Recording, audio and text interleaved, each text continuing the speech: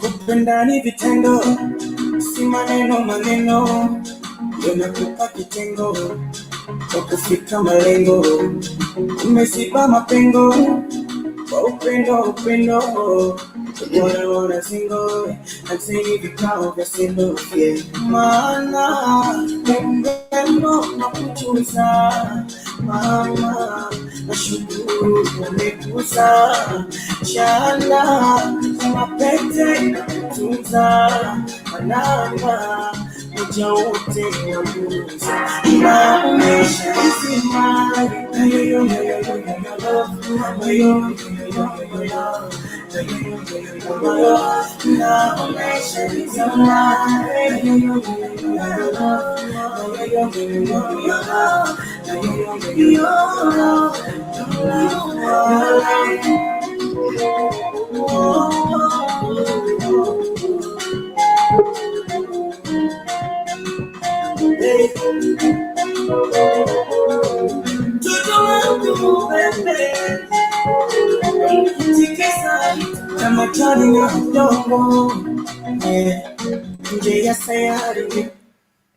Right. Hi, Alphonse. Hi, how are you? I'm good. Nice to see you. Thank you. Today I said let me come very early. That's very good. Now that I have some COVID-19 hair here. You have not shaved, but for a long while, because of social distancing. Okay. Yes. We are trying to go with masks to the barber shops, so we are trying. So now that I need to cover here. But you look good, so it's good. It's fine. Yeah, I love this look of mine that I think I didn't know I have. Okay. That's good. Anyway, Yeah. Mheshimiwa Steve is saying he's watching. Steve, I don't know where you went to, so I hope you can come back to the show soon. We miss you. Anyway, we'll start this conversation tonight. So tonight we're talking about health business opportunities in healthcare, especially in Kenya, and how to accelerate that to be able to maybe to improve access for healthcare in Kenya. So that's the main topic for tonight, right? Okay. So first, before we start, I want to mention that if you want to join this conversation, there's a link on the comment section. You can just click, takes you in, and then we'll have this conversation together. So, Alphonse, you can do a quick introduction of yourself, and then we'll go to this. My name is Alphonse Were, labor policy consultant in Nairobi. Yes, I think I've been on this platform before, so for those who have been here more than once, maybe they have seen me at some point. Yes, wonderful. Yeah. All right, so let me welcome another guest. Hi. Sasa, how are you doing? I'm doing good. Nice to see you, Bwana. Thank you. Today I've decided, for a few minutes, let me also be part and parcel of the conversation. Yes, and I really appreciate what the other team guys are doing. That's wonderful. We have been looking forward to have you here. So the first thing we can do, you can have a quick introduction, and then we go to Conrad, and then we go to this conversation. If you want to leave, you can just leave when maybe you are comfortable. Okay, thank you so much. Alphonse, probably you don't know me and Conrad. My name is Masharia Mohoho. I am a part-time entrepreneur and part-time employee, but 60% I'm an entrepreneur, whereby I deal in hospitality, technology industry, agriculture, and what have you. So basically, that is a few introduction of who I am. Apart from that, I also like talking about startups. That is businesses which are starting, and at the same time giving advice to people here and there. So that is me in a nutshell. Wonderful. All right, Conrad, do a quick introduction, then we go to this conversation. I am Conrad Sanya. I'm joining in from Busia. Great, thank you, Conrad. Maybe the first question, maybe because this is a conversation about startups and opportunities in healthcare. First, I want to get your sentiments. Maybe we can start with Masharia, since he has not been here for some. He has not been here. Masharia, I want maybe you to tell us, in terms of maybe before COVID-19, how you are faring in terms of healthcare business, as well as what we were missing in terms of accelerating access for all in Kenya. Yes. First of all, I think let me play a devil's advocate. The reason why I'm saying so, COVID-19 might become a blessing is coming as a blessing in disguise for different opportunities. But let me start by pre-COVID. Pre-COVID was fantastic for many business startups since the first wave of 2016 to 2017, 2018, 2019, that was the best wave for startups. Then, bang, 2020, COVID is there. What does it mean for any other person who wants to start a business, or they're there in particular in different industries? This is a time where I usually say it's a time for resetting. You reset your activities. Businesses are trying to reset. How well can they do? And more so, people who are in the health sector, because I know the topic for today is concerning a health sector, more so in the health sector. I've interacted with two gentlemen for the past 2 weeks. I invest in startups here and there. And the gentlemen, they've come up with a prototype of you washing your hands without touching even the tap and everything. I saw something like that in Ghana, but now we have one here in Kenya, but it's a prototype in its all sense. So this is the time that now the whole nation, the whole public now are understanding there are opportunities in the healthcare. That is what I can say as of now, Patrick. Great. Thank you. That's interesting. So before we come to Monene and to introduce himself, but I want Alphonse, maybe tell us, in terms of the country and labor policies, have we missed in terms of policy to actually have good policies for startups to be able maybe to strive in this market of Kenya? A while ago, I was on one of the media stations, Citizen TV, and we were discussing this situation, and one of the guests that I was with there was Dr. Bitange Ndemo. And I think the matter policy, when I listened to Bitange Ndemo and the little I knew, my conclusion is that we don't have a problem of policy. We have a problem of implementation of the existing policy. There is a lot that is not known to the public, particularly the funding, the processes, the support systems, and such. So I think, in my view, we are not lacking policy. We can improve on what we have, but what we have is sufficient to support the system. But the implementation bit of it, particularly from the executive side, I think is where we have a wanting situation. Okay. Yeah. Right. So Conrad, unmute your mic.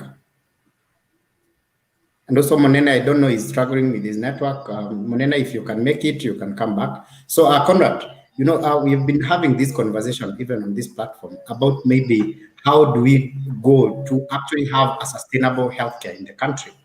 And there's even debates about having a Kenyatta National Hospital, having a private wing. Now, in terms of sustainability, how do we go forward? On that regard, already Kenyatta National Hospital has a private wing, which basically houses most of the consultants there. But my take about the private healthcare system, I think we need to invest more in the public healthcare system, because I think our private healthcare system, if we go that route, it won't be beneficial to us. We should look at the circumstances in our country here, because healthcare provision is a very expensive business, and most of these private healthcare system, because of the economic situation, are more of profit rather than the service they offer to people. So I think when you look at it in that perspective, I think we should strengthen our public uh, care system to ensure that it is up to par with the private care system, so that when we reach at that level, once the level playing field is achieved, we can be able to have now a balance. People can choose where to go. If you want to go to public, you can go to public. But the situation is that currently in the public care system, we have very good human resource, but the quality of the services being provided is very different from the private care system, who are relying mostly on people from the public care system. So I think when you look at those issues, the thing we need to do currently is strengthen our public care system. Then probably once you have done that, once the level playing field is the same, then we shall see some good quality healthcare system be provided across board. Okay, okay. Masharia, now this is interesting because when we maybe need a balance between public and private, maybe to have a kind of good playing ground in terms of investment and in terms of boosting our public capacity in healthcare. So how do we actually, maybe startups which support public healthcare in Kenya can actually come in and invest at the same time, do what Conrad is saying, try to have a level playing ground? I think it boils down to what Alphonse mentioned earlier, policies, and how the government, that is the government, can engage now the private sector. Conrad has mentioned something, what we call, we have the human capital from these private sectors, but now them coming on board to work with the government is actually another policy-oriented field that is needed actually at the moment. What I can actually say on this particular juncture pertaining to that particular field is we have seen there is actually a disparity between the two. We have the government from this other side and we have the private sector from this other side. How do they come into working in a synergy together? Number one, we hope for the technicalities that the government can provide for these young businesses to work. For instance, before I elaborate that particular point, for instance, we saw how many, what Kenyatta University did the other day. And you saw how much they were requesting, and you saw what Betty Mine and the team promised, just 200,000. Suppose these human intellectuals that is coming from Kenyatta University were supported like 3 years ago, where will the country be at the moment? Very far, Patrick. Very far. Now, number two, what are the existing policies that can support this particular investments, the young investments in the health sector, so that they can come on board and work within the government? Countries like Sweden, they are having very nice policies and platforms of how the private sector can work, can engage with the government. That is what we are lacking here in the country. Conrad has also mentioned something again about we are having people who can actually work very well. But do we have the infrastructure to support the human talents? That is the first question that we need actually to answer as Kenyans, or as the Kenyan government, whoever will engage with the Kenyan government. Do we have infrastructure to support the human capital that are there?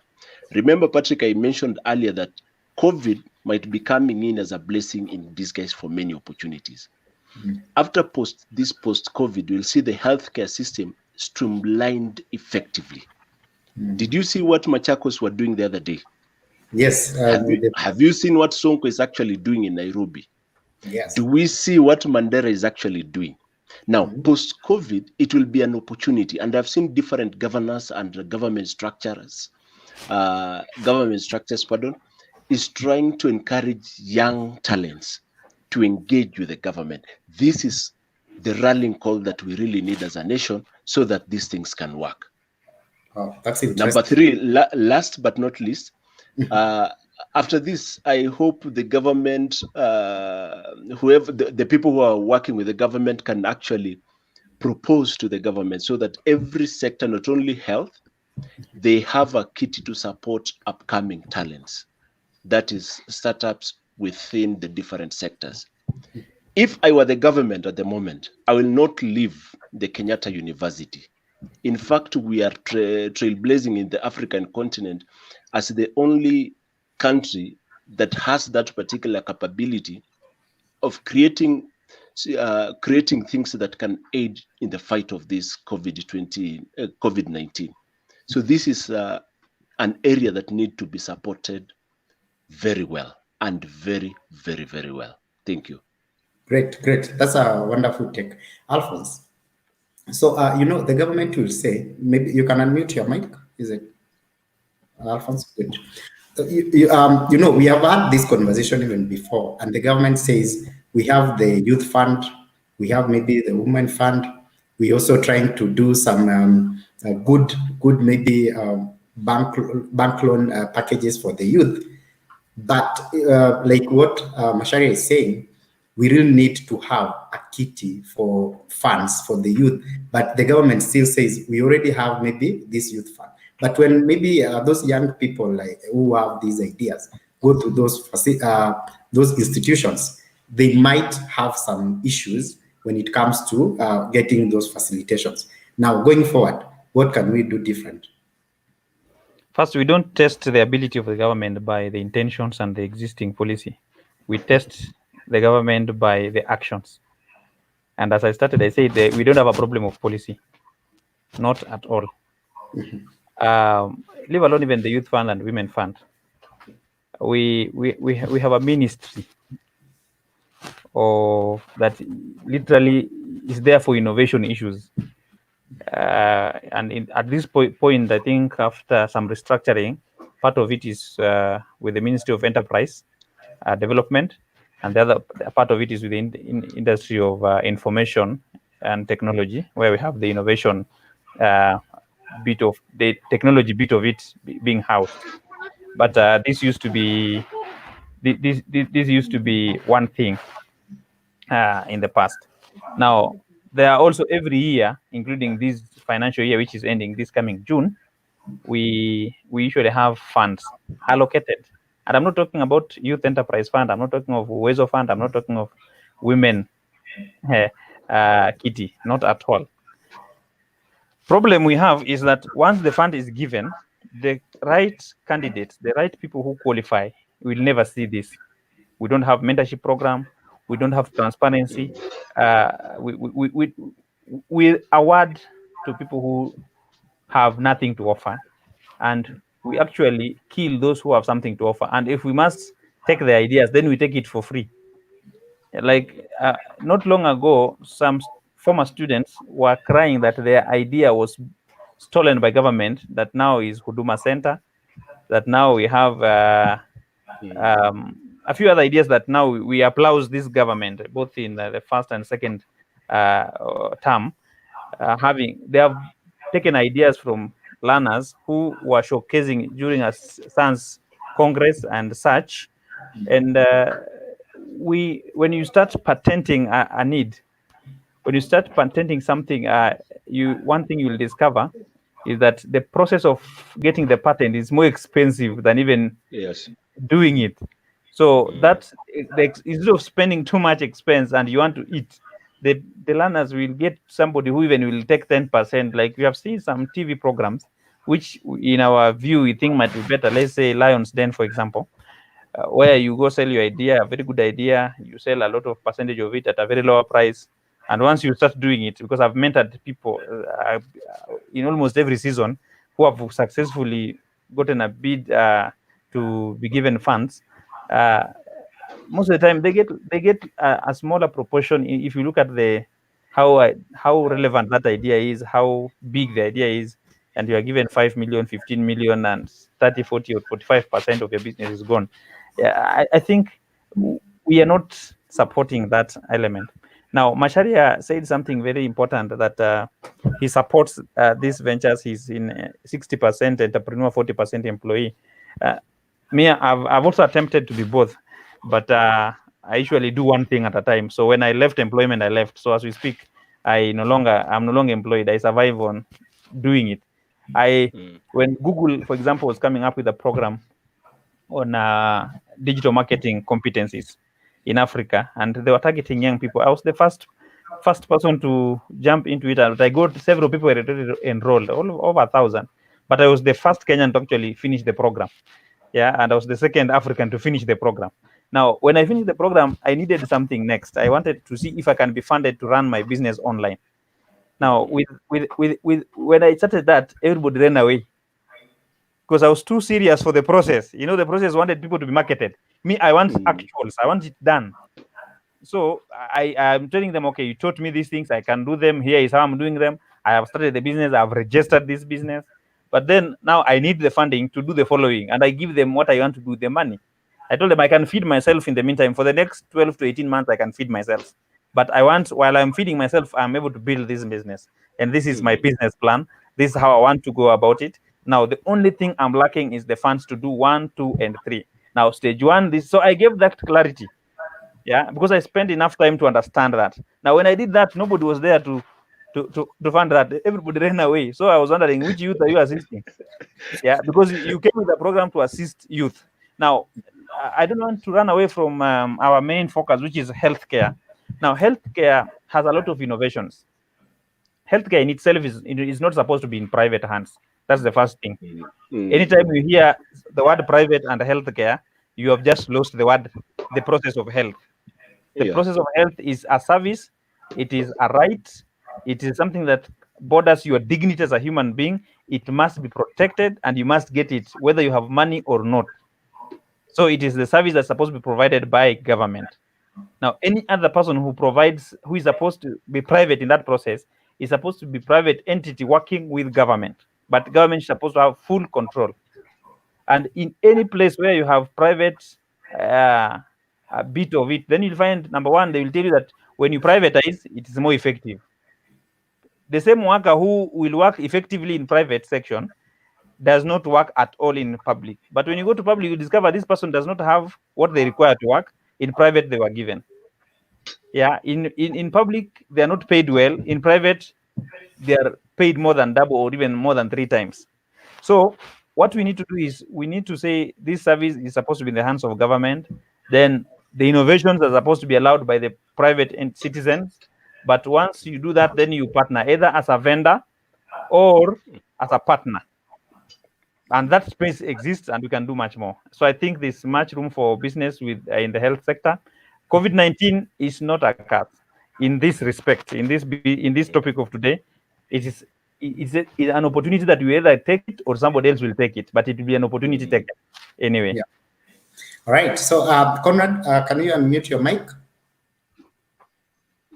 Good. So, Conrad, Alphonse is talking about maybe having a PPT, which is a private public partnership in business of health in this country. Now, the question is, we have seen maybe the government sometimes doesn't pay even suppliers or even vendors who do business with them. How do we even succeed in that? I think first of all, this virus, as Macharia had said earlier, it has opened a lot of business opportunity even in the healthcare system. We have now come to the realization that we can actually make some things here in Kenya, and we don't need to import them anymore. So many things that we used to import from other countries, like simple things like mask. We have known that it is easy actually to make them in Kenya. I happened to have come across, I think, one bottle of sanitizer, surgical sanitizer. I picked from a hospital some time back, I think 2018 or somewhere. Then I forgot where I kept it. I looked at where it was manufactured. It was written manufactured in India. And this one is coming from a hospital. So you see, there's a lot of opportunities there. There's a big space for the private sector to be involved in the healthcare system. Recently, we have heard about the CS. I think 1 day or 2 days ago, he talked about that very complicated term, the laryngeal swabs, those one they used to extract Yes. the test from the Yes. those swabs. Mm. The simple things that, but we need to import them. So you see, there are so many. When you look at the entire healthcare system, and you start looking at some of these things, some of the things that are being used there, even simple things like water, you come to realize, you look at where it was manufactured, you look at it, you see abroad, and these are Mm. simple things. So we'll have to relook at the entire system and see what capacity do we have to make some of these things, and ensure that we empower the private sector to do those things. What capacity can we learn? Like right now we are talking about the ventilators and the rest of the things. If we had if we had started these things earlier, it could be easy right now for us to be making these ventilators from Kenya, because they are not complicated equipments. Mm. They can easily be made here locally, up to Mm. standard, up to par. But what happened is that we choose the easier way out, or because of the system, people just say, oh, we are used to these things here, local things are not up to standard. But now we are being taught that actually these things we can actually make them here, and we can certify them according, because there's necessity right now. So they'll be certified and saying, is it up to standard? That is the thing we should be doing normally. If somebody has not made something up to standard, we say, this is the specification you want, A, B, C, D. Meet this specification. If you meet that specification, your things can go out there and compete with the rest. But what you have had is that a lot of bottlenecks here and there, and sometimes just people are shut. Your things are not up to par. So I think in terms of public-private partnership, the private sector has a lot of business opportunity, rather than just even physical hospital and things like that. But there's a lot of business in the healthcare system, which we have to relook at this time, so that we start analyzing what can we make here in Kenya, and we don't need to import. So post-COVID, we'll just start making these things here locally, and consequently, we'll be reducing our import bill. Okay, good. Thank you, Conrad, for that take. Now, I will come to Wekesa, and then Wekesa, you will introduce yourself. But first, I will push this to Masharia. Masharia, Conrad is saying that like we can actually make these things here in Kenya. But if you Yes. talk with maybe companies and even CEOs who have tried maybe running manufacturing businesses in this Nairobi, they have even stopped running those manufacturing businesses. Those even who do different, even in fact, some of them, and even they prefer now importing maybe from some countries in Asia. Now the question is, are we even pushing companies in terms of KRA? Even so, some conflict in terms of how much KRA demands from manufacturers. Mm. Thank you. Another thing, before I proceed to answer the question, let us not forget that healthcare is one of the big four agendas of the president. I'm not a government spokesperson, but it's a critical factor in his legacy, the remaining 3 years. Now, coming back to the question is, allow me, Patrick, first of all, to add to what Conrad was saying before I proceed. Number one, this COVID at the moment, we have discovered that even masks, those things that he mentioned, sanitizers, all these things can be manufactured here in Kenya. Those are pure business opportunities. Then we go now to the midsection where we have now the ventilators and what have you. We will discover in the next 3 years that it's actually possible for Kenyans to do that. We also, and we had what the government advised some breweries companies not to manufacture, not to brew beer, but to do for us what? Sanitizers. You remember what we are experiencing at the moment. So it's possible for us to do that. Now, coming back to what you've actually said, it's now upon the government. It will be during and post COVID-19. The government needs now to see that actually, if an epidemic or another nightmare, whichever sector will be hitting us as a nation, we need to see how lenient we need to work with the manufacturing industry in the country or the different sectors, and how can we absorb them from the shock so that they continue producing the necessities that the nation will be needing, but at the same time serving the nation. Serving the nation is helping the government in whatever fight that we'll be experiencing at that particular time. Last but not least, in an event, in a situation or an event like that one, the government now needs to introduce what we usually call economical terms, liftings of some taxes. There is a word we usually use there, to lift some taxes, some what these companies needs to pay the government so that they can actually manufacture what will be needed at that particular time. But at the same time, I'll go back to what Alphonse said. There are policies, but the structures for implementing these policies is not there. So as a nation, we need to refocus and think carefully during this particular time and after the COVID. What did we not do right? What went wrong? And how well can we help this particular healthcare sector or this manufacturing sector or this mining sector, whatever will come, so that this nation can prosper? Last but not least, coming back to our youths, I really advocate for youths and small businesses. How well can the government or how well can the society help these young ideas? Remember, if you have read E-Myth Revisited by Michael Garber, that is another powerful book that I can recommend, you'll discover that some people who have these powerful ideas, they are not good marketers. The government might have the resources to support the different industries. These private entities, they have that capabilities to support them, to come up with these powerful ideas. How can the government come together with these private entities so that they can take these ideas to the next level?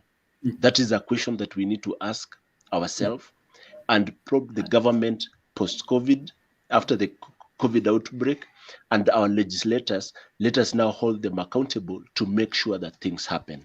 Thank God there is what we call the devolution. If we now we don't work with the central government, I know Alphonse probably will advise us later the pros of the central and the devolution, the healthcare. How does it work for a common small and medium enterprise business or somebody who is interested in the healthcare? Those are the areas that we really need to look onto. Great, wonderful. I want to first to bring in Wekesa. Wekesa, you can do a quick introduction, and after you do that, you can make sure, or you can tell us, is it true that Machakos governor actually banned alcohol in your county, and if he is actually now empowering those who are manufacturing sanitizers?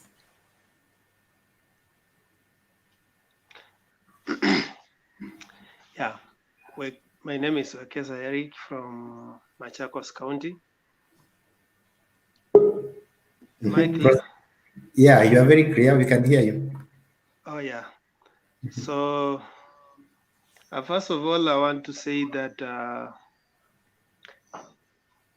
healthcare is a profession where, when doctors graduate, it's the only profession where you have to make an oath before you begin your service, and your oath has to include that you will do your best to protect life. And so I'm very careful when I'm discussing healthcare and business at the same time, because they say that a teacher's mistake, someone will fail an exam. A lawyer's mistake, someone may go to jail. But a doctor's mistake, someone will go to the grave. And so we have to look at it from opportunity point of view. But mostly when we were growing up, we were told there were professions which need to be looked at it from a point of calling. And actually, you don't just go to to practice. Okay, you don't join a profession of medicine because it's a well-paying job, but you look at it that you have a commitment and a calling actually to protect life. And part of what is happening in the professional negligence is when people have taken the profession as just another way of earning money, but in the process, they are not preserving and protecting life. And so we are losing a lot of lives in terms of professional negligence. I want to say categorically that in terms of health profession, when you have to stand out and even earn an extra income in terms of provision of your health services, then it has to be that it's the quality of the services you are providing that will attract people to your side. People are going to China to be treated because they know that chances are that they will survive. Chances are that they will meet qualified healthcare professionals who will handle their cases. And so somebody doesn't mind how much they will ask him to pay, as long as he's assured of the results. When we put healthcare business in front, what happens is that people don't look so much in terms of what they are offering, but they look so much on how much they are earning from the process. And that's where we are having gaps in our healthcare system. And look at it from this perspective. The uproar that came from the Melinda Foundations and the Bill Gates, people saw it as a business thing that was being fronted. But if it came out as somebody who is passionate, wants to save humanity, even if that vaccine would cost how much, everybody will go for it. So you will still earn money from it, but what people are buying they are buying the quality of the services you are providing. I have a problem with what is happening today with face masks and the sanitizers and everything that is going on. I like the way the government started and they prescribed the qualities and what we need in a face mask. And even they went ahead, the Kenya Bureau of Standards, yes, suggested some of the farms, including the Ngilus farm, that they are going to offer those face masks. For me, the government would have subsidized them such that they could have provided face masks, even if it's for 20 people, but standardized. When we venture in health, we need to put quality as the first priority. Otherwise, the things that are happening around are not good. Now, going to your question on towards ban of alcohol, for me, there's no effect because I don't drink. The best drink I do is Coca-Cola. But I think for some of my friends, we may have a problem. But the issue is people are still gathering. I have seen when I go out, even on these small shopping centers, you will meet a few youths gathering behind the buildings, taking alcohol. And so it's part of enhancing that social distancing. And when they hear it has been banned, maybe somebody may purchase and drink it in his house rather than having those small gathering. It has nothing to do with the sanitizer because nobody can drink a sanitizer, even if it's 70% alcohol. Okay, thank you. Okay. All right. So, Alphonse, I want to get your perspective in terms of what Macharia was talking about, the county and the national government, and especially now that we have these, I'll say, opportunity for maybe people who are passionate about making access to healthcare for Kenyans. Now, how can we now talk about this? Because when maybe you want to do something in healthcare, sorry, I think there's some noise, so let me mute that. Okay, so when it comes to doing something in the healthcare space, you realize that there is so many licenses you have to part with.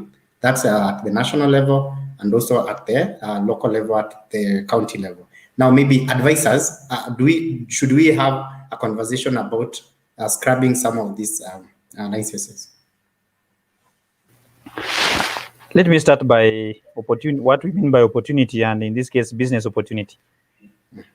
Now, Wakesa and Macharia have spoken well. My experience, my understanding, and what I can now speak confidently is that people will always pay for something if either two options. One, you are solving a problem. So they have a pain, and when they come to you, you alleviate or minimize that pain. So if they are certain you are doing it well and you are sure that you can do it, they will come, whether you are licensed or not. In fact, if it is a major pain, that very government that is licensing is the one that will come to you, and it will tell you that, please, we will not leave you. We want you to help us solve this. So they will pay you instead of you paying them.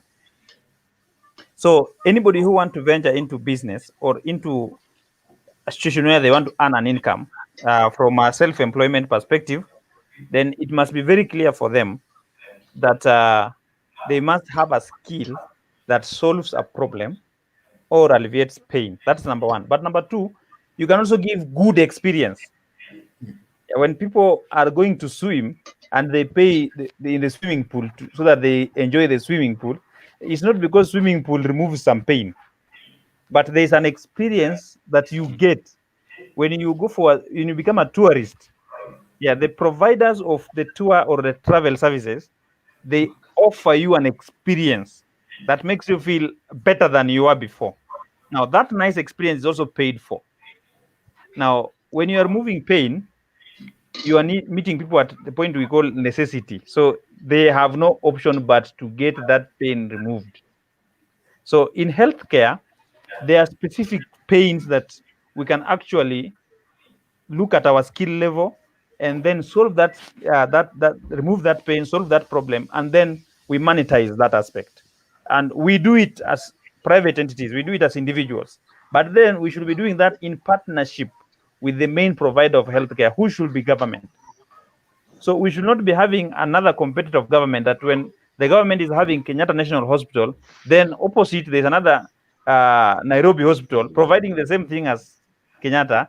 Then the same government officials who are supposed to ensure Kenyatta is functional are also shareholders or have an interest, financial interest in Nairobi hospital.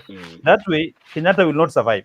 Then when they coin it, the next stage is they say now Kenyatta will have two wings, private and public, so that there are some senior human beings whose sickness must be addressed in a different way. So they will go to the private wing. Now, again, that privatization kills it because now that is partial privatization.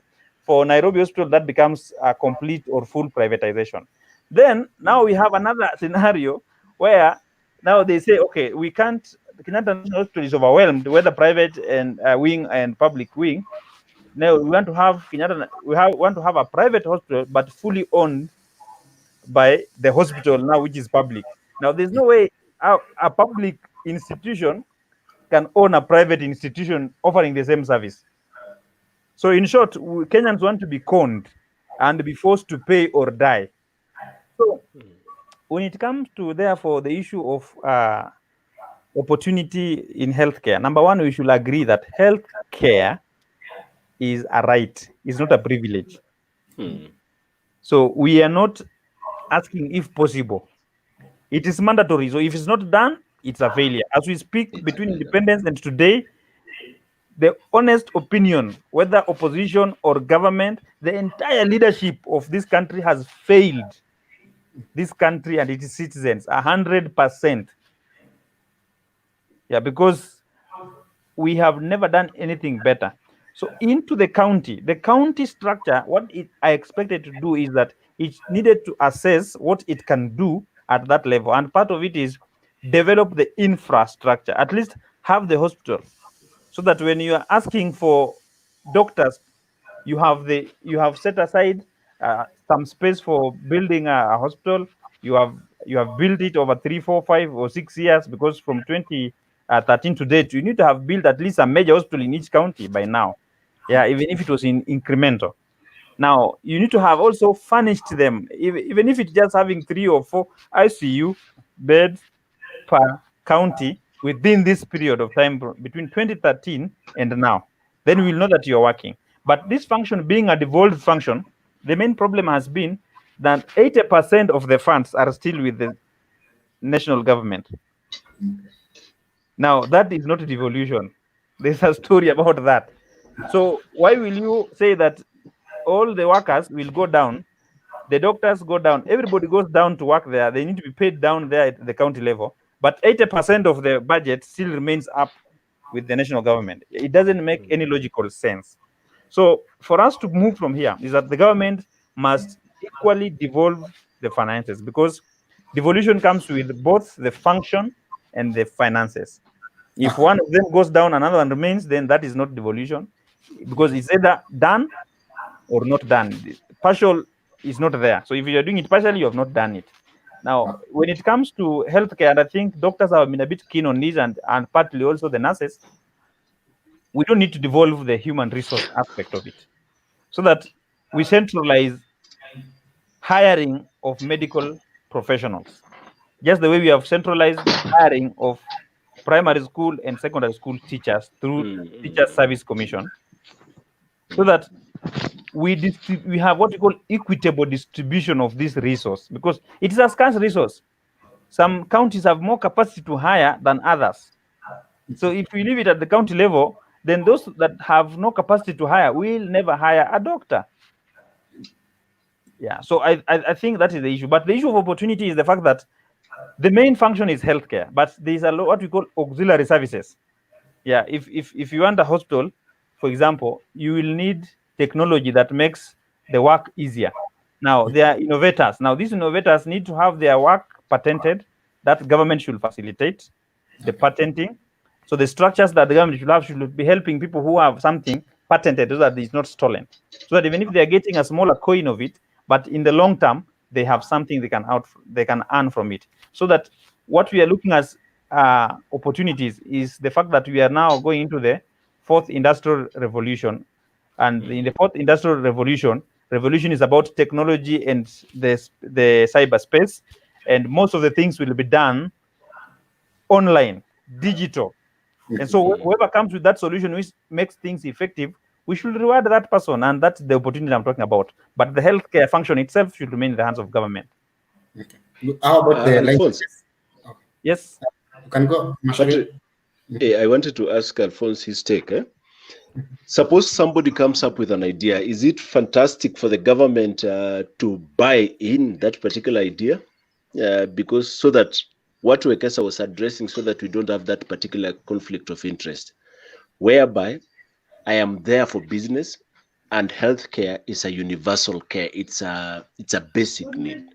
Now, if I come up with a very nice idea, my thoughts were where we are going. I think the government needs to purchase in. So a good example is like what Kenyatta University students have done, and the stakeholders within there.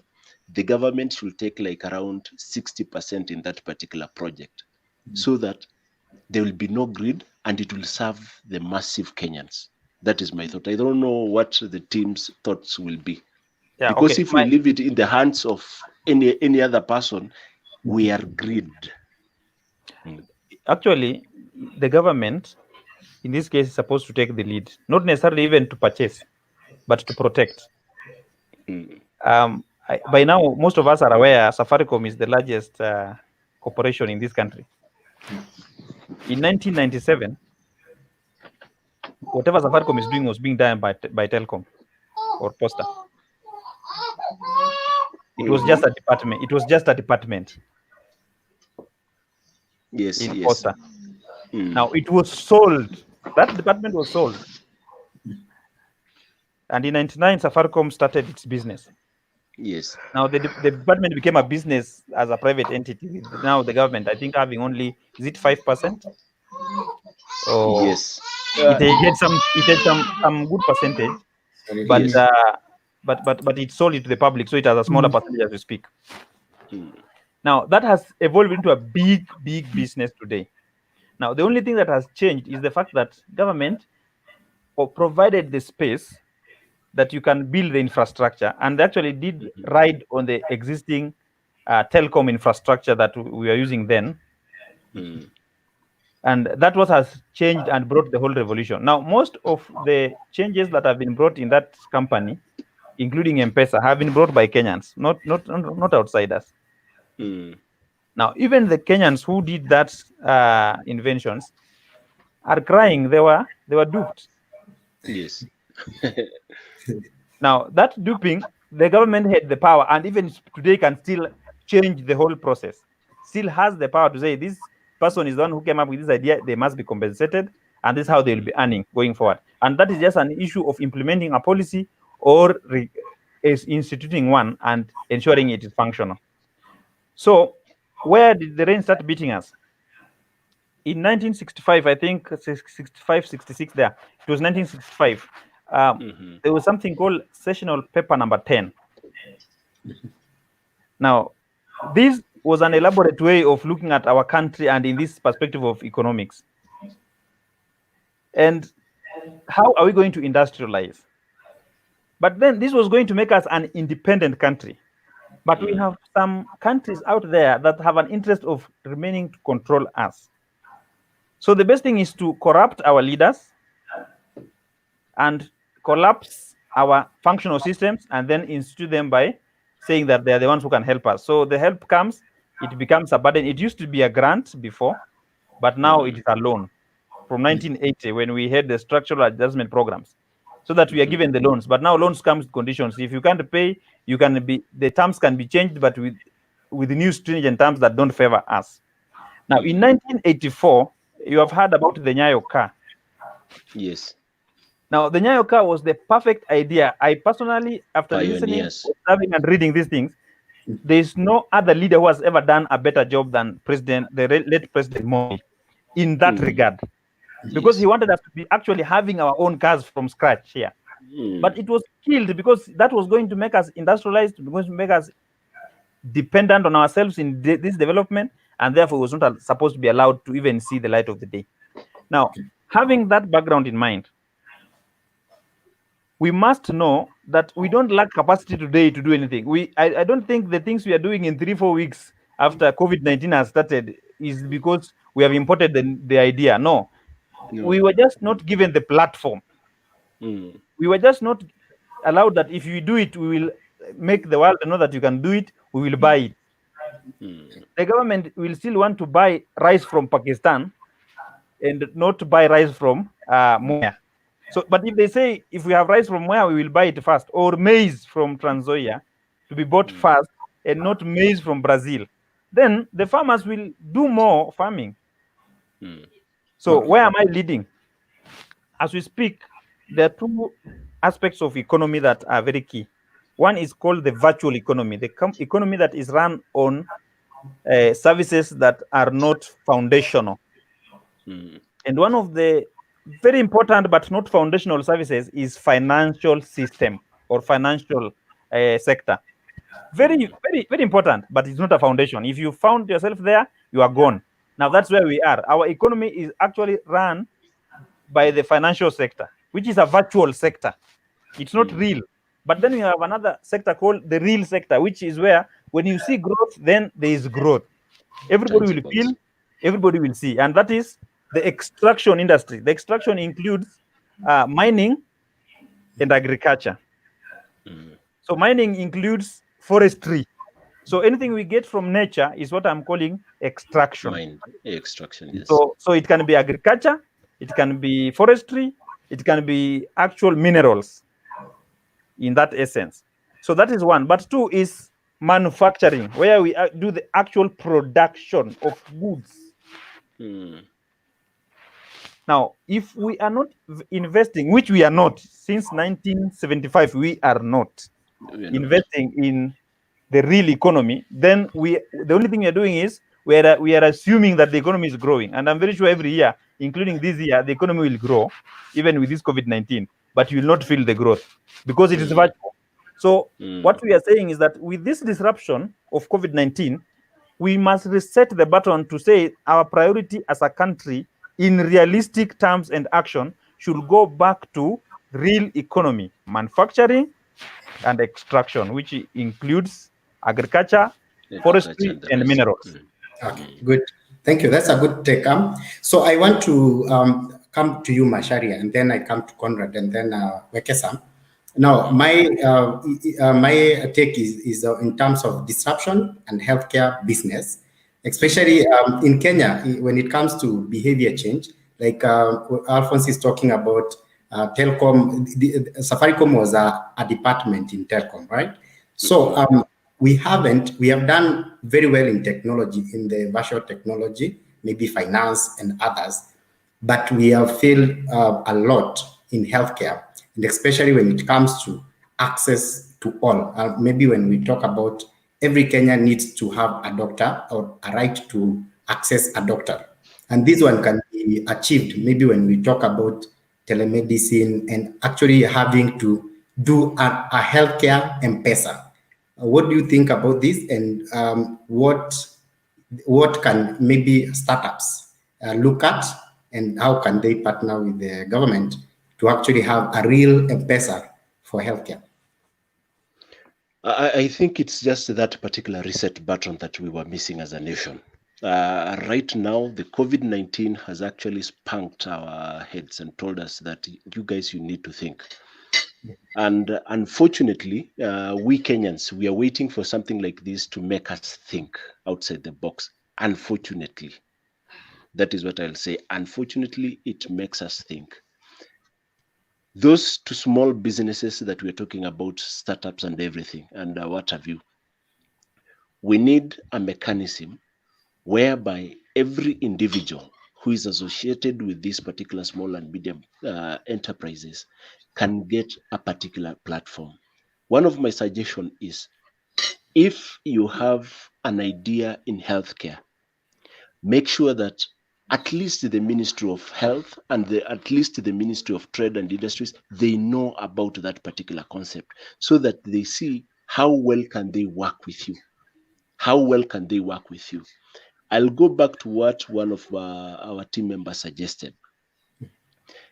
If the government identifies what we are currently innovating as a disruptor in the particular field that you are in, if it knows that this is actually going to be a game changer in the public space, well and good. The government needs to invest in that particular criteria. Going back to what Alphonse mentioned about Kenyatta National Hospital, an example of Kenyatta National Hospital, and people having interest in the opposite section. That is, now they have their own medical facilities and they are referring people there. The government, people in government, if you are a public servant running the Ministry of Health or whatever sector that we'll be talking about, you should not be involved in business or in entrepreneurship in that particular section, so that we avoid what we call the conflict of interest. Now, for young Turks, if they know they have a powerful idea, I'll give you a good example. There is a business that I've invested in. This gentleman, he's a doctor. He's a professional doctor. He's young. He's not over 35. But he came up with a device that can detect early anemia. When he tests you, he knows how to do that diagnosis. But unfortunately, before he came to me, he moved around the government parastatal so that they can assist him. But it was all in vain. So we met up and we discussed of how can we help this particular gentleman to scale up his business. It's just like around 4 months old since we met. So we are still in that particular discussion and growth phase. How can we take it to the next level? If the government could have tapped into this particular idea, the nation will be far. That is number one for sure. Number two, we have mentioned about the different sectors. How can we take these sectors to the next level? It's about that what we usually call bureaucracy. If the government can reduce bureaucracy and enable people to work and innovate in the different industries that they are currently in, powerful ideas will crop up from Kenyans. And I tell you, Kenyans, we are very creative, very, very creative. The only unfortunate thing, Patrick, we usually wait for something to provoke us. I know so many people we have lost jobs. I know so many people we're getting pay cuts. I know so many people the business have closed shop. So when you are back in your house, you know there is rent. Your landlord has not done anything to you.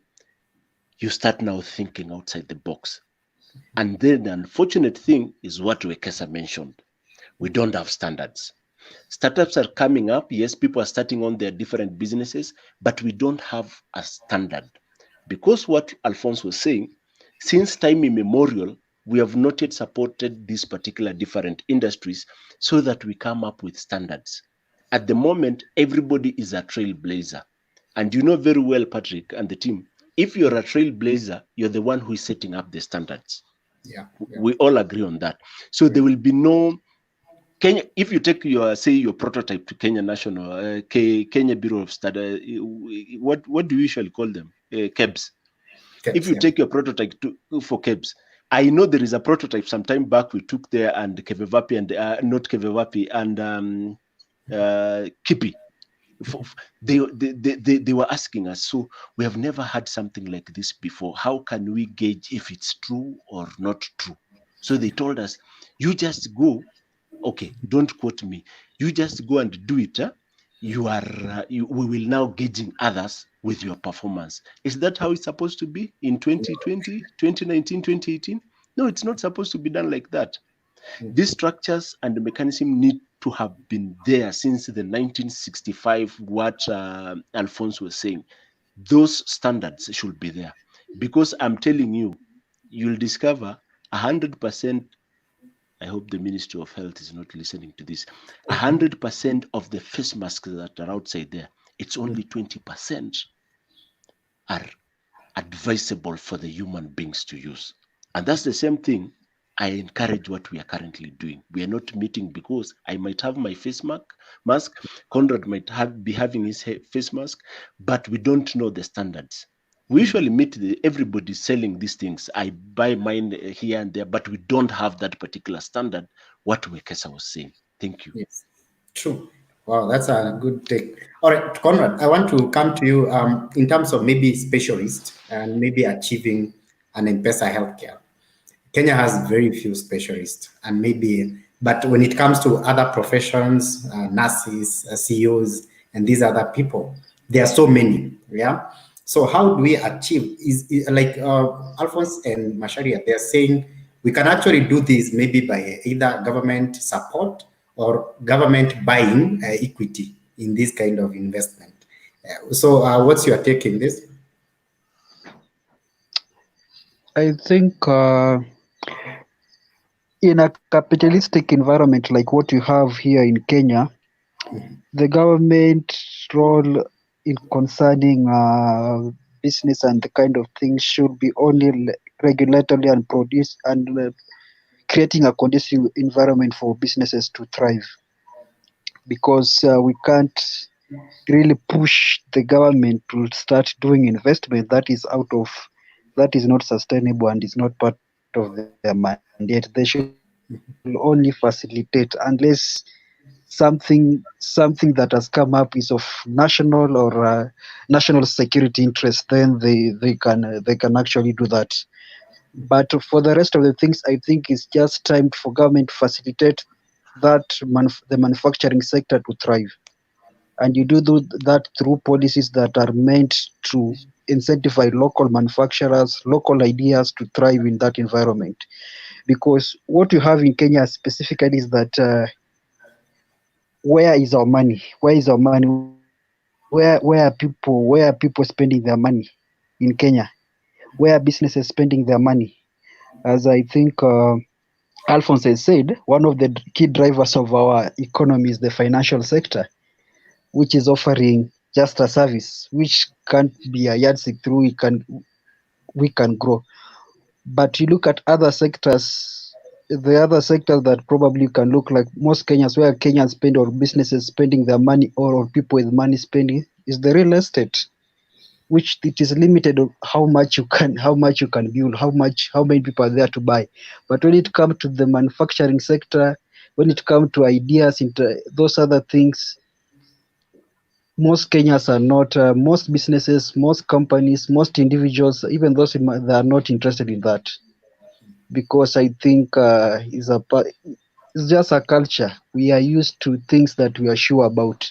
This other stuff, there's no able structure that is out there that will ensure that these ideas can be able to come to fruition. So I think the government should stick on that regulatory side and producing a concept, then incentivize people to invest in these ideas, local ideas, so that we can up our capacity, we can up our standards, so that people stop taking their money to things that the real estate way, which is where people are taking their money to, like almost everybody, and start taking their money to places where there's possibility.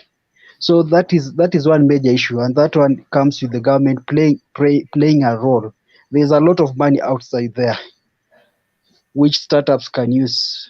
There's a lot, but the problem is there's a disconnect between Kabisa.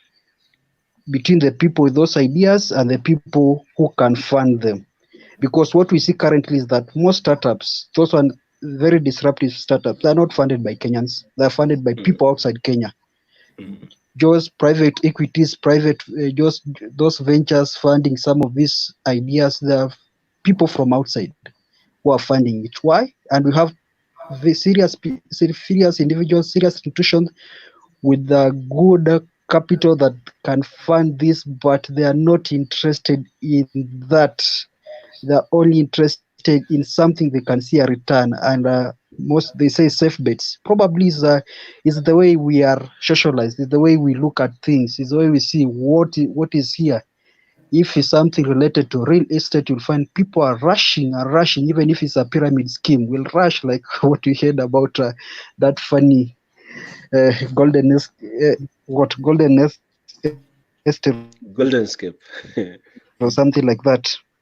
That funny, yeah, that funny thing. You could see so many people are rushing, but if the same people, if the same institution could be approached on something that is very disruptive, they could, oh nah, that is not a good idea. That is, no, I can't invest my money there. So it's about how people are socialized, because if you look in other countries, the key driver to this startup, the key driver to Silicon Valley was not the government. It was by individual who saw there's potential, there's a need.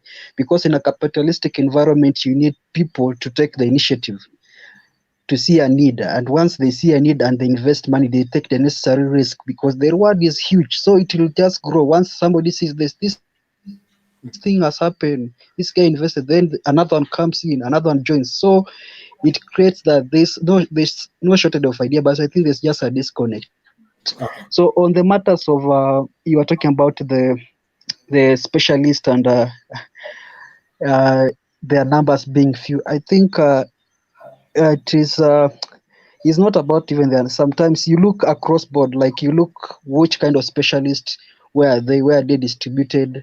Some specialists, I think we have many of them, like gynecologists, that all over. But the problem we have in this country is that the distribution of some of this specialization is concentrated in roughly 3 towns.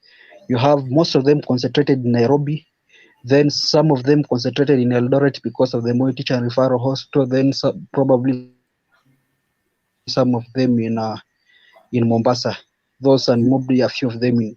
So you see, this people will tend to go where there's market, where there's a service, because most of them, they're running other private clinics. Those, they think between working for the government in a very rural area, the pay is not that good, or coming to a town in Nairobi where I can work, where I can start my own private practice or look for a job somewhere around these sides. and get finances and get a head start, which one is good? And we also have an issue because of some of these specialization are very, very marketable, and so for a county to retain them, they need to pay them very well, which counties are not doing. Because I think we have done one good thing. I've noticed counties have done a very good job in employing doctors, the medical doctors, those ones, the general practitioners. They have done a very good job on that front. You can see, even I was seeing some stats a few months back about Tana River having no doctor before devolution. Now it has several of them. But when you come past that, you go now to the other kind of specialization. Now specialized doctors, we have this lot of disparity, because attracting such cadres is a very tricky balance, because some of them they can come, but when they reach there, they are frustrated and they say, nah, I can't work here. Let me go to another place. Let me go to a town or a city where I'm able to earn more, or the working condition is good. So I think that one you need to rethink. And it's not just about that. We need also to come up with local solutions which can address some of these issues. Because if we find that some of these cadres is expensive, then we think of like the way we came up with the clinical officer. You see, clinical officer is just a special creation, mostly in Kenya. It's a very special creation. They were to be the middle ground between doctors. They fill in the gap because it was very expensive to train a doctor. So they came up and said, let us train people who have almost the similar, but who have done almost a similar course, but the shorter duration, to handle some of these small cases, which alternatively in some countries are being handled by doctors. So we need to think that way and see we fill in the gaps. And as Alphonse has said, we need now to manage the healthcare should manage at least on a central level. The human resource should be managed on a central level. That is how it will be easier for you to post probably some specialists. You can post them like in some counties. Like some counties are too small. It's not cost effective even to employ these specialists. So because probably they will be seeing a few patients and we are misusing their capacity. So we can have some of these specialists working on rotation across different counties. So we have a shared pool.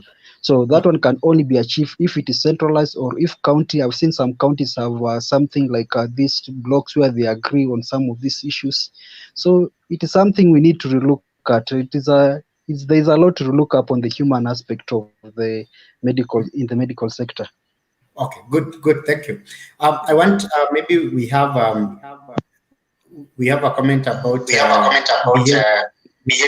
Great.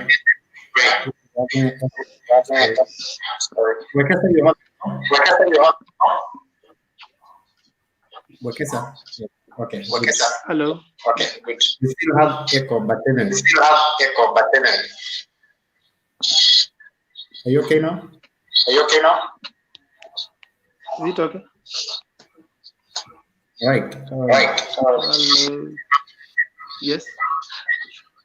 Still echo.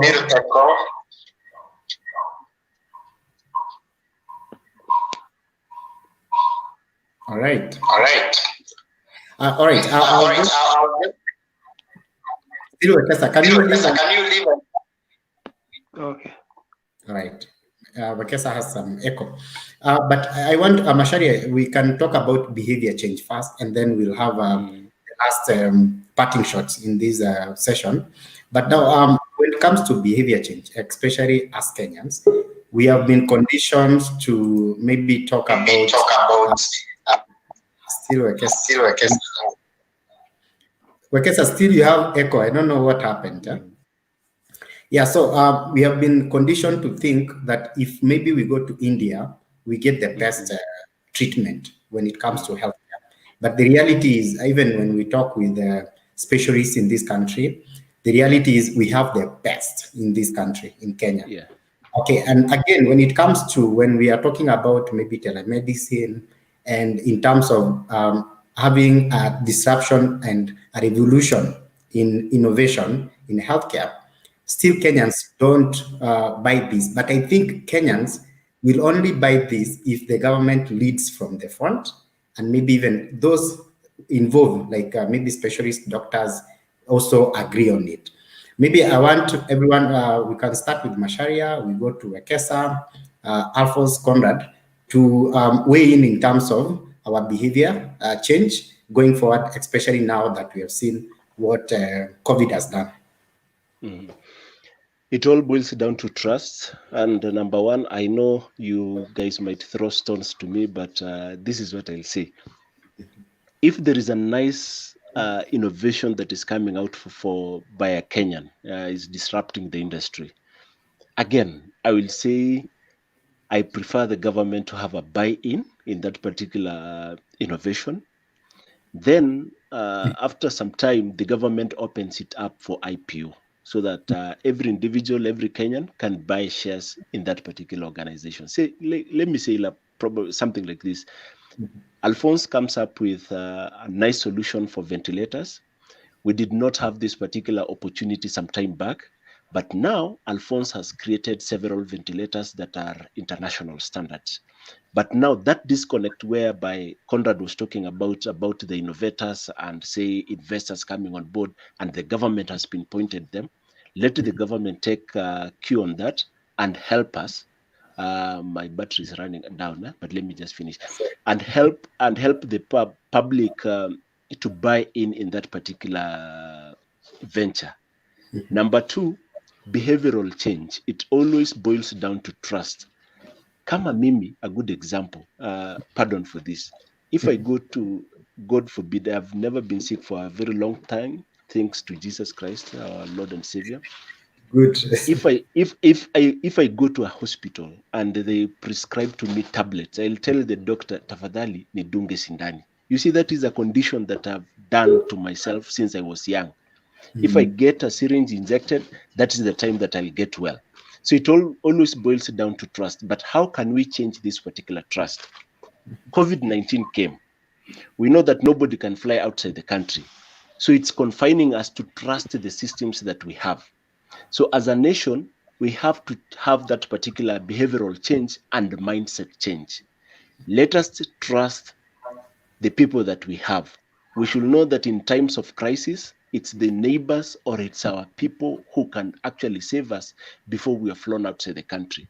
Like for me, I believe we have the human capital, the human resource, best medics, but the only worry that they usually have is the technical capacity for them to handle a situation.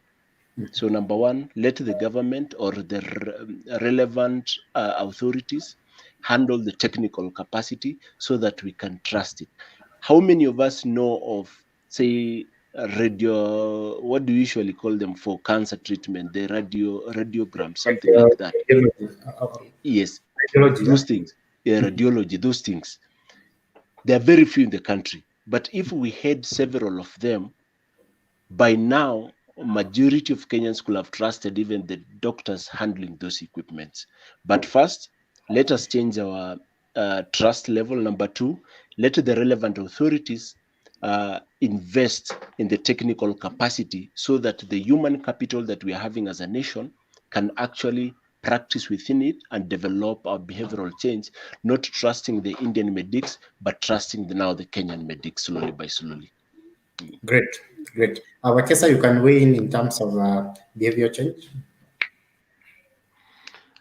Behavior change, for me, I would say we need, in terms of government priorities, I would say that we haven't given health sector as a priority. In fact, if you look at it this way, some of the projects that the government have done, some of them will take long maybe for us to see their benefits. We're still struggling to see the real benefits of the SGR part of it, which ends in the land called nowhere. If you ask yourself, if you have spent maybe 37 billion or to an infrastructure that is leading nowhere and not giving us returns in the near future, what if you invested in one of the health equipments and ensure that part of the monies that has been channeled to different countries for healthcare can remain in Kenya? Because health is a sure bet that you have customers, because we all fall sick, our bodies are not immortal.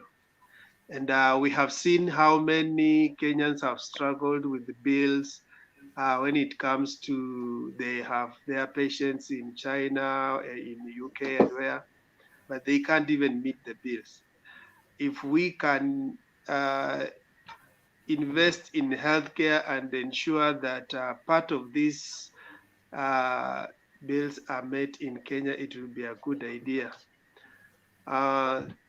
So, you know, we have talked about health business and we talk about the auxiliary services, but you know, for example, you cannot, for people to settle at Thika Road, first of all, we had to build the highway. When you build the highway, then naturally the businesses will align themselves. People will build their estate, people will build their houses, they will build their hotels and everything around that. So the winning factor here is government. If it gives the direction in terms of healthcare, what are the priorities? Then Kenyans will align themselves to the main government agenda.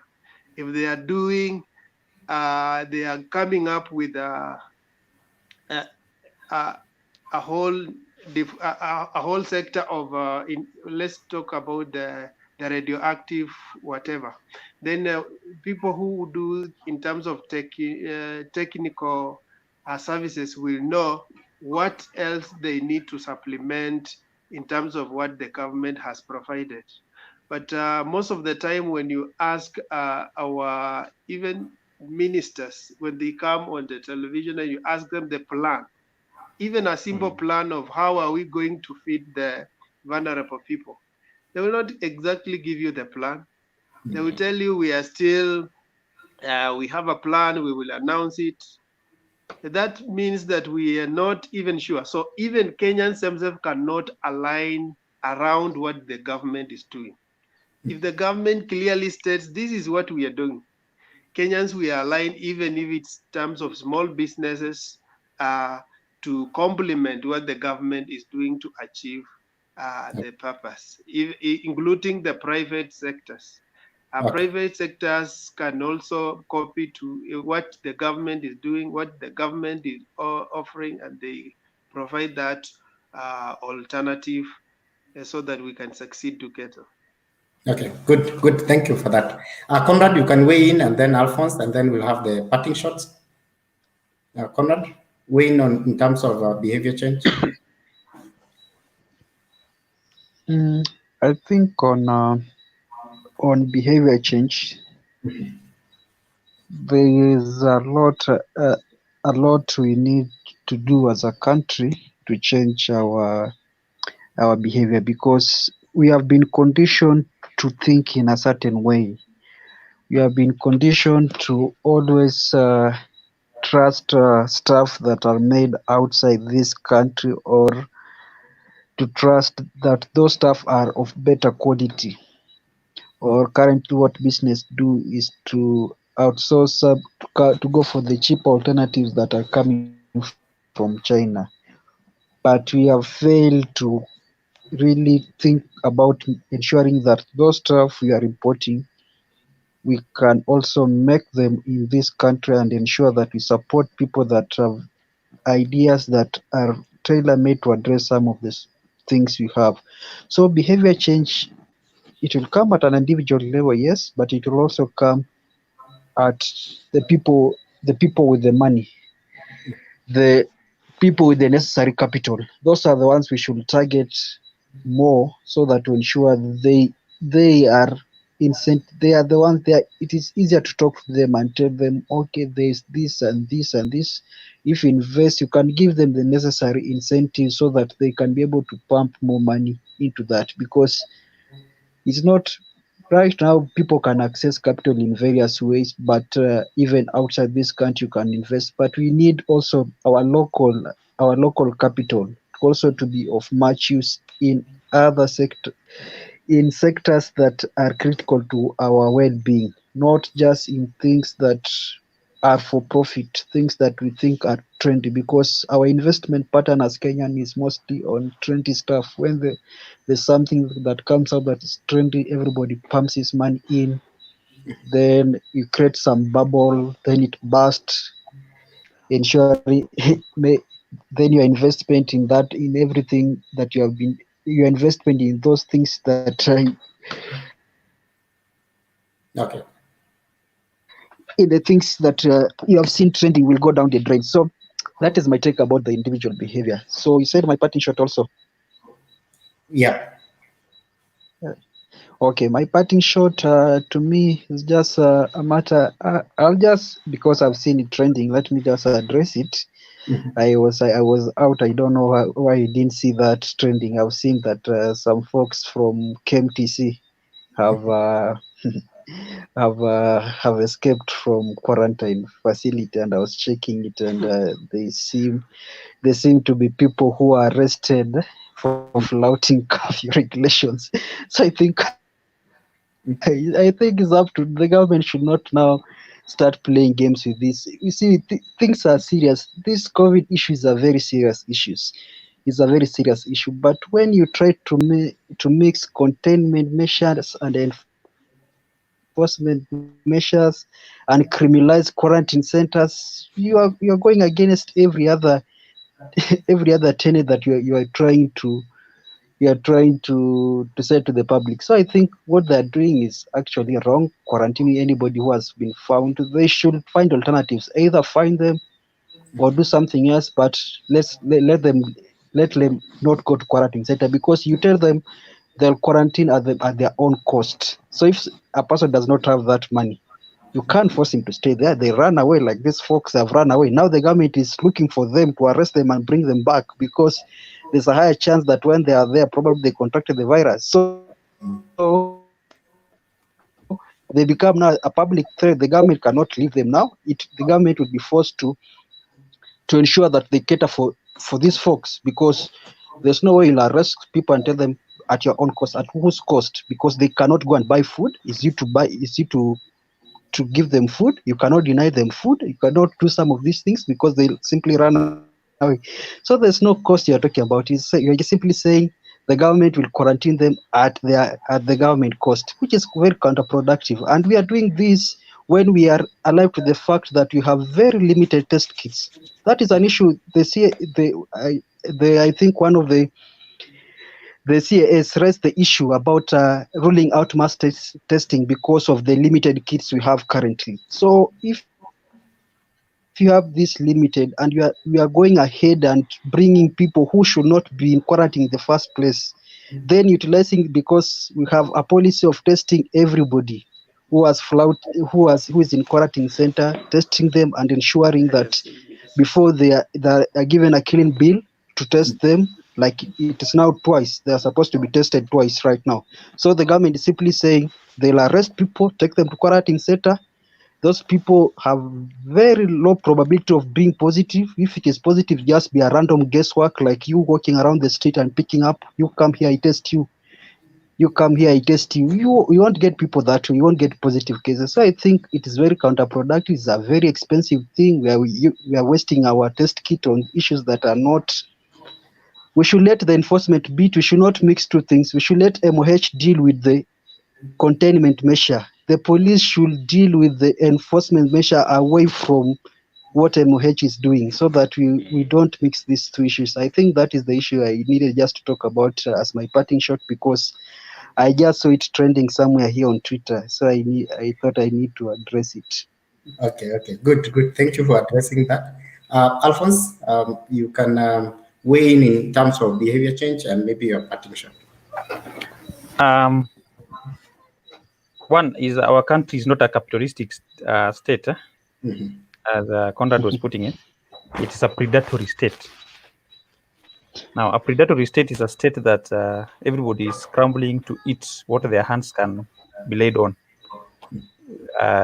This explains maybe why, when you enter into public office, you enter into a place of making wealth and making wealth for your friends allies, and family members, and regardless of what other Kenyans that are supposed to serve are going through.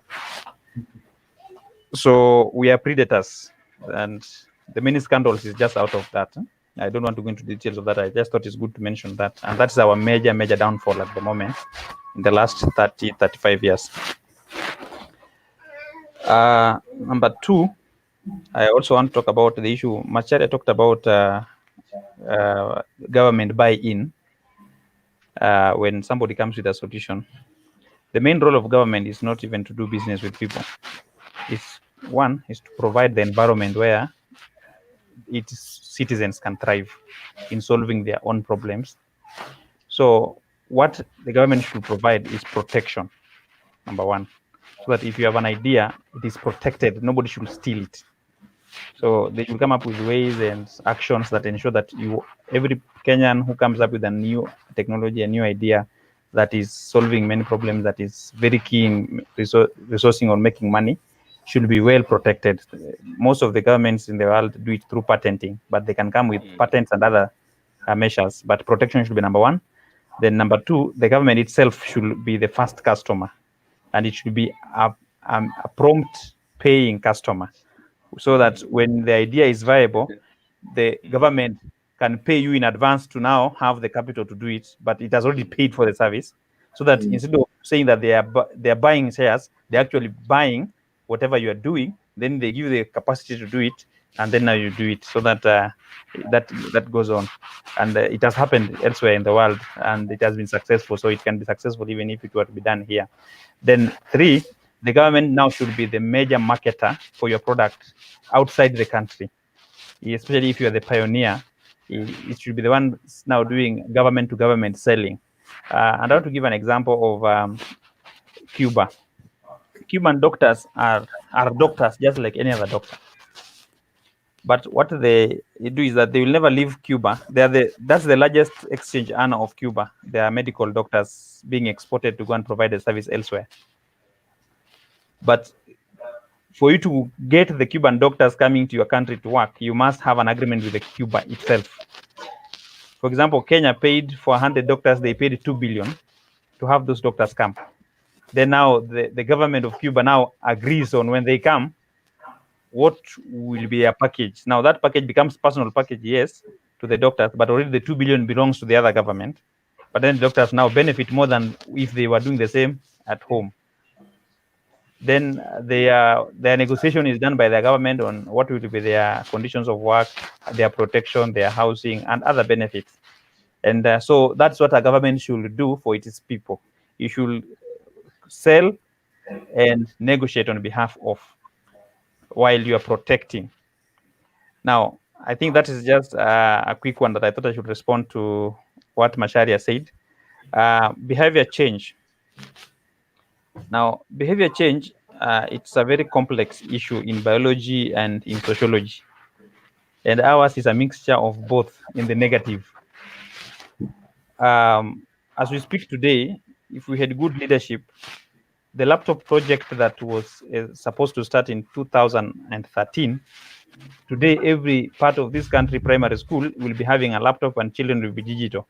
So in this crisis, we will not be talking about digital problems. The curriculum will be running. But you see, because of predatory behavior, the money was given, but the laptops and the project never kicked off meaningfully. But the money is already used, it's already spent.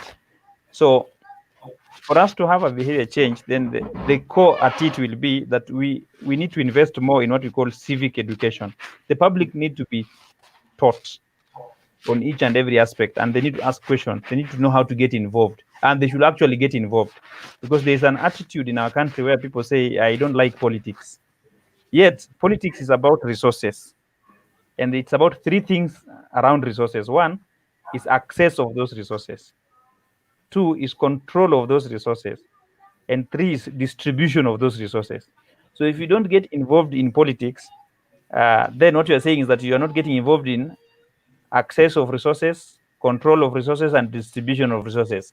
And if that is true, therefore, as your behavior should remain consistent in the sense that never complain about how the resources were handled. We were not given, tulipewa kidogo. That should not be the case. If you want that, then be an active participant in politics. And the starting point is change your behavior towards politics. Because everything you're speaking here, if we don't have political involvement, it's just stories, nothing much. We will be feeling we have been let down. But we have a role to play in that letdown process. And then our political process, we also need to change our attitude towards our political process. I'm very sure I'm taking an angle that most of you may not have expected me to take on behavior change, but I thought this is the angle I should take. Our political formations are based on personalities and on ethnicities. Now, what we should now do is we should think of any, including the existing political parties with their weaknesses. We should become registered members of a political party.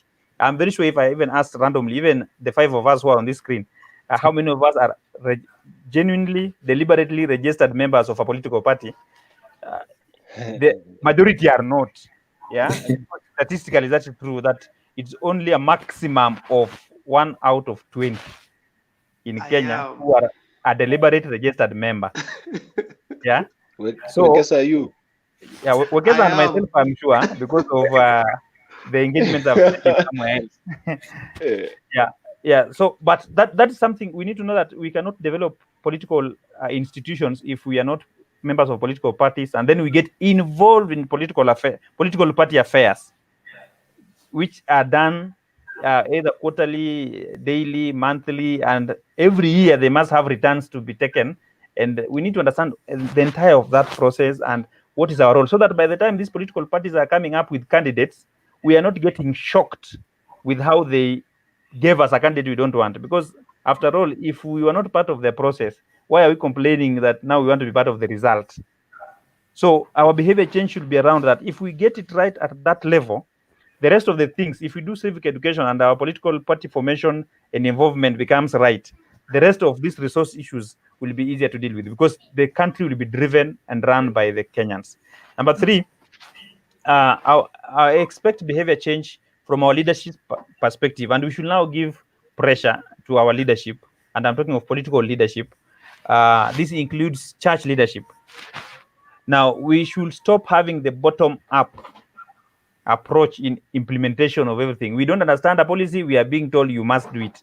Take it or leave it. We don't understand it, yet we are told we are going to benefit. It should be a top-down approach model, whereby the issues have been taken from the grassroots.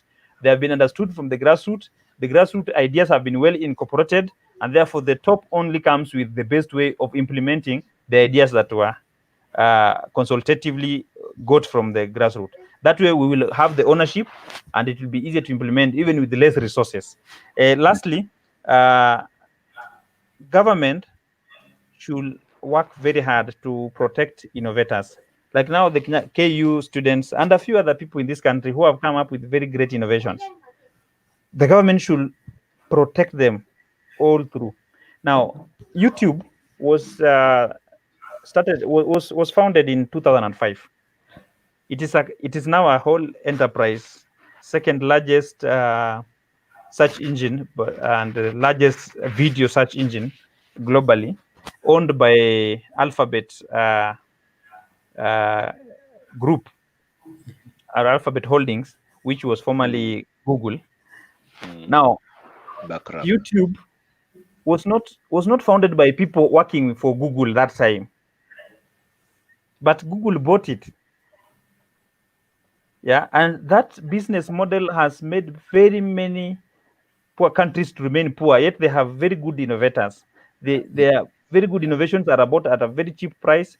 Like now, if WhatsApp or Instagram were products from any third world country, I can assure you they are now, as we speak now, they are bought by Facebook. So I'm very sure if you log in today, you'll see from Facebook, they're owned by Facebook. Now, Facebook, being a large corporation, is supposed to have some muscle, because it is bigger than several countries in Africa combined. Yeah. So there's no way out, and Kenya alone can even negotiate with Facebook.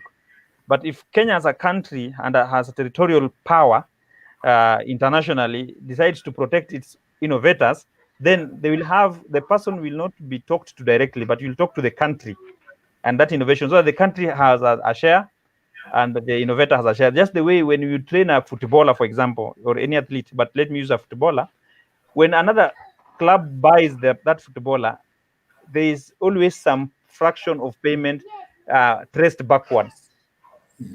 So in the same manner, if we can do that for our innovators and our youngsters, I think we can create wealth genuinely in the production process, and it can also be sustainable. So I think to me, those are the key things I thought I should raise at this point. What are my parting shots? I think today I should focus on our government. The part of it Conrad has said.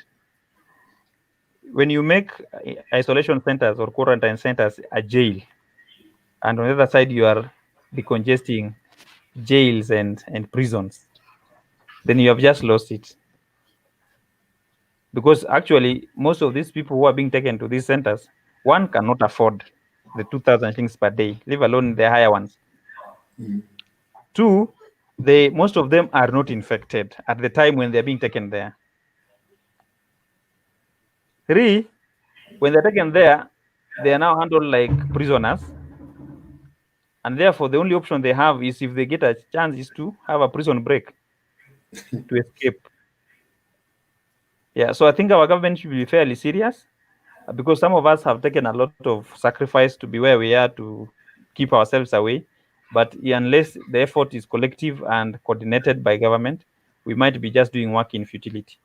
And government should take this very, very serious, because people also get tired. And when they get tired, not even a gun can stop them. Okay. All right. Good parting shot. Wekesa, your parting shot. I would say that we have African billionaires who needs to learn from other world's billionaires. I am taking my perspective from one of this guy called Mikuna. He was saying that most of the world billionaires have invented something or have innovated something. They are either scientists, they have come up with something. That's why they got that well. But most of African billionaires, you may not exactly trace where they got their wealth. And how even they utilize it, it's a matter of speculation. Because we can even complain that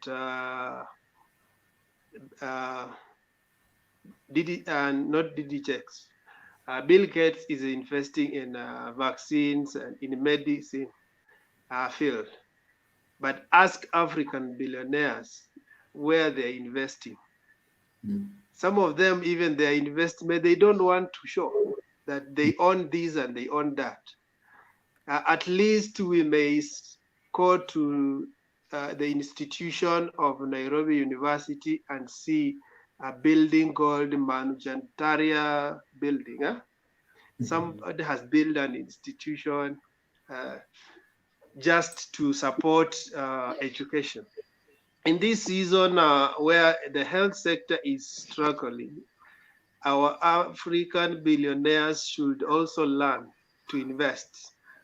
They, instead of rejecting and talking about other vaccines that may come from outside, why don't we say that we are sponsoring our own vaccine from Africa? We are sponsoring our own vaccine from Kenya. And a few of the African billionaires want to come together. They know there are great minds in Africa, great doctors in Africa, but who needs to be supported in research.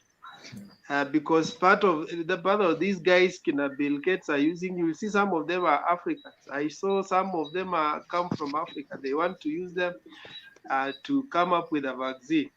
So we are asking our own brothers who will always be complaining, yet they have the privilege God has given them. They are ahead of others. What are they showing what role are they playing in the world? We cannot just be sitting down and expecting sanitizers to come from Jack Ma and the rest, while we have our own people who are also privileged in the same manner to do the same. Okay. I'm also asking the government, is actually today we have been talking about health and business. Is the government doing business with Kenyans? You know, most of us are born in that culture of sponsorship, misaada kutoka ng'ambo.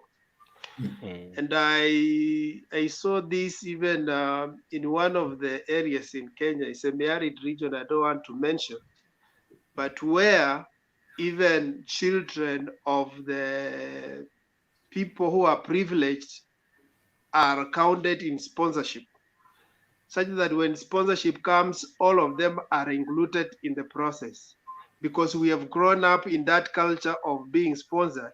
Even when we have the privilege to sponsor ourselves, we still want to be sponsored. So this is what I'm saying. There are monies coming in Kenya in support of this cause, but we are not sure where the government is investing, because nothing is for free in Kenya. We are not getting free masks. We are not getting free sanitizers. We are not getting free quarantine. We are not getting free. And today I saw that the doctors who will fall sick on duty will be treated free. So the question was, are Kenyans paying for the services for COVID-19? And if we have to pay now, who are we going to give the receipts? Is it the Chinese government or Kenyan government? Because we are not the source of this problem, and we need also to see our government comes out strongly to support us. We are not being supported in terms of food. We are not being supported in terms of their job cuts. Pay cuts are there, and we have rent. We are not, some of us are struggling to pay rent, but we haven't seen a clear stand in terms of government policy in issues of interventions. The final thing I want to say is we have, this is the time we've been joking about Murenda inaweza ponya ama inaweza zuia nini COVID. Let me go to the area of herbalists. There are many herbalists in Kenya. And most of the time when you bought a vehicle, a herbalist will come and they're advertising their business. We do, and this drug can cure several diseases. Is it about time we look at Kenyan herbs or African herbs and see how best we can develop them into medicinal value and amplify them and make them even internationally marketed? Tunakutana tu na Masai kila siku wanatembea na mtungi na hiyo kongosho yao. Can we see what they are offering, and is there value in what we are producing as Africans actually? Okay. I think that's my take on what's happening. Okay, thank you very much for that parting shot. Masharia, now take us home, sir. Okay, two things. Number one, COVID is real. All of us, we know that. And solutions for COVID is based on us. It's not about government, unfortunately to say so. But the government is not going to help us in this catastrophe of fighting COVID. It's you and me who can assist each other when we keep the rules like social distancing, wearing face masks, everything. Those are the things that will help us now flatten the curve. Because if we continue with what I've seen today, I'm basing my parting shot on what I've seen today. Policemen harassing Kenyans who did not have masks. They were collecting them. I asked one of the policemen, why are you doing this? We just want to punish them. They go for 14 days. I asked the police person, are you going to provide food for them? No, watakuwa wanaletewa chakula ama watajisimamia. That was so unfortunate. Yeah. My second and the last point is the business of business is not about business. but the business of business is about people. Yes. Great. Wonderful. That's a good way to end it. Good night, gentlemen. Okay. Thank you Good so night. much. See you tomorrow. Good night. See you. Good night.